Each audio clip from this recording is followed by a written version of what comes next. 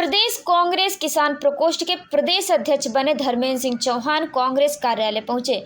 PCC chief Jitu Patwari के साथ उन्होंने कांग्रेस कार्यकर्ताओं को संबोधित किया। उन्होंने कहा 2700 रुपये गेहूं का जब तक भाव नहीं मिलेगा तब तक वह मंडियों में गेहूं की तुलाई नहीं होने देंगे और मंडियों को बंद कराएंगे।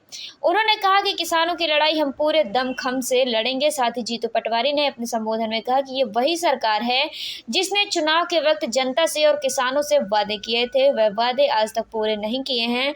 उन्होंने कहा कि शिवराज सिंह चौहान के नाम पर वोट लिए गए। शिवराज सिंह चौहान केंद्र में कृषि मंत्री बन गए, मगर ना तो पहले अपने वादे पूरे किए और ना आज वादे पूरे किए। ये एक किसान विरोधी सरकार है। उन्होंने आगे कहा कि अगर आप गूगल पर सर्च करके देखेंगे तो सबसे ज्यादा मध्य प्रदेश में कर्ज है। 80% कर्ज में मध्य प्रदेश डूबा है। और अगर आप सबसे झूठ बोलने वाले नेता का नाम सर्च करेंगे तो शिवराज सिंह चौहान का नाम आएगा। उन्होंने कहा ये किसानों से छलावा करने वाली भाजपा सरकार है। फेल हो गया तो किसान के दिल पे कितना बोझ आता है।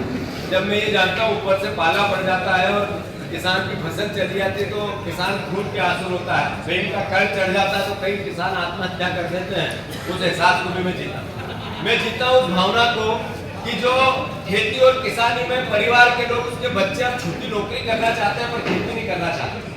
ये भी भावना मेरे को अच्छे से किसान परिवार की याद है कि अपने बेटों को पेट काट कर जब वो किसान माता पिता पढ़ाते हैं और वहाँ नौकरी नहीं मिलती और यहाँ बेटा खेती नहीं कर पाता है तो उस वेदना का कितना बड़ा घात उस परिवार पे पड़ता है।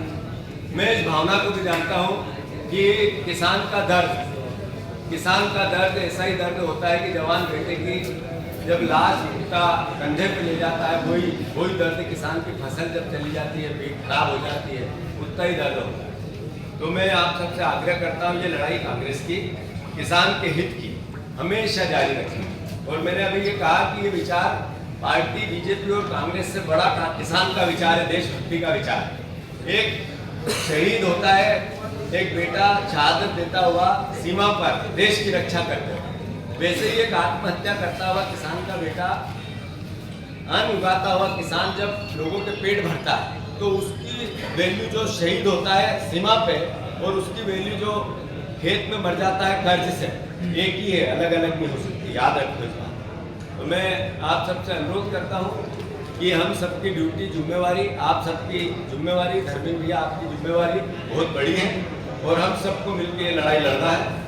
मेरा खुद का भी खेती और किसानी से, इसके संघर्ष से बहुत नाता है, इसलिए आपके विभाग में मेरा पर्सनल इंटरेस्ट है, इसलिए अपना संगठन बड़ा करना।